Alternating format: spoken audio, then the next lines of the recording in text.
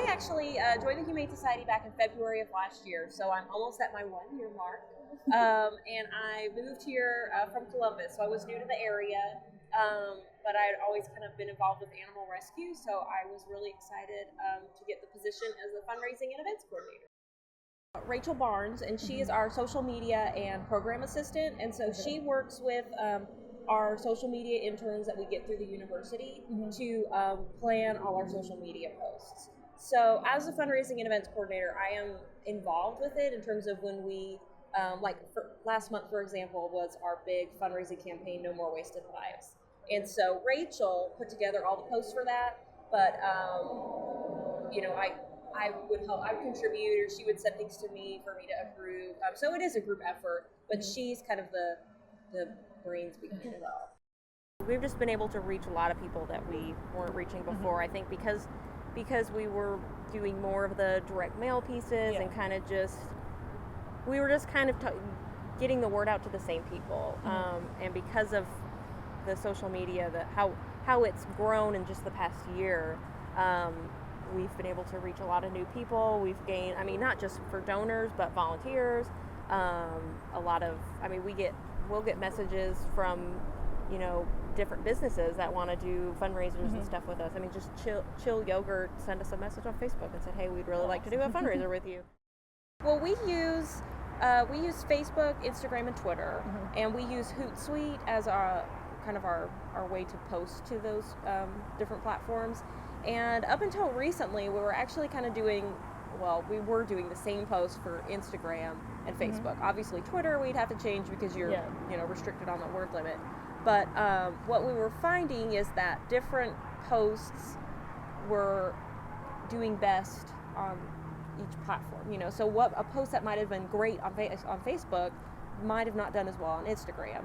And we kind of try to figure out, why is that? And so what did you find works best on Facebook and works best on Instagram? Well, what we found is that Facebook is really good for when we have big, pleas. If it's like, oh gosh, we're low on dog food, we'll post a picture of our empty food stand and kind of do a little write-up about it. Maybe we talk about how much dog food we go through, or people seem to want more information on Facebook. And it's nice to have a picture with it, but it seems to be more information heavy and where people go to find out information.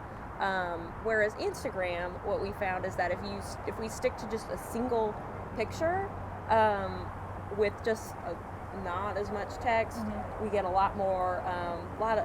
It seems like on Instagram, people are looking for things to just tag their friends in. Look at this cute picture. Sometimes we'll have dogs or cats that have been with us for a while, and we do a post. Maybe we just used a different picture that we haven't used before, and sometimes that's all it takes for 5 people to be like, oh my gosh. We're always asking for photographers or people that can help take videos, because those pictures and those videos, especially I'd say the videos do the best on Facebook. Seems like when we post a video of an animal, people are sharing it like crazy, and they're more likely to come in and ask about them. We've actually never used Instagram Live, as far as I know.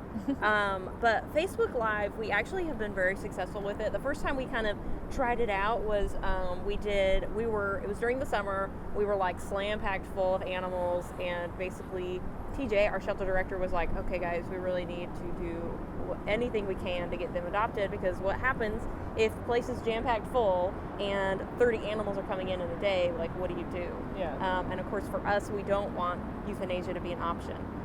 So we do what we can to get them into foster homes. And one thing that we did was walk through all the kennels for dogs and cats, and basically did a live post of saying, hey, we're really full. If you're able to adopt, if you can adopt, literally you can pick any of these animals and just foster them, just look how full we are. We really need your help. And it was crazy successful. We had tons of people that, watched it, they shared it. We ended up with, a lot of adoptions and a lot of animals that got down into a foster home. And I will say, I don't know that I'd say that we get a lot of people that watch it live, but once it's there, then people can watch it, and so that's usually what happens is we get some people will watch it as it's happening, but then throughout the day it'll be shared. Twitter, We are still kind of struggling with, we have plenty of, I can't remember how many followers we have, but we have a good chunk of followers. Yeah.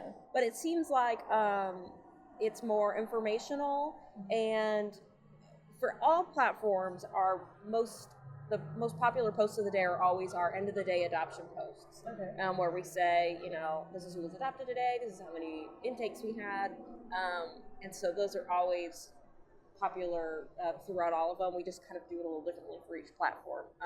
So Twitter, I think, has been more informational, and kind of seems like people look for that more from news, because when people follow on Twitter, it seems like people are more interested in newsworthy things, or things that are more than just cute pictures. And what is your personal favorite platform? I use Facebook. Yeah, Facebook? I mean, the more I use Instagram, I'm just now learning myself how to do things differently on Instagram and Facebook, and so I've learned, okay, I'll do on Instagram, that's where you can post all your animal pictures, Yeah. and Facebook I use it for more like, hey guys, we're raising money for the Humane Society, help me by doing this, whereas on my personal Instagram it's more of my own animal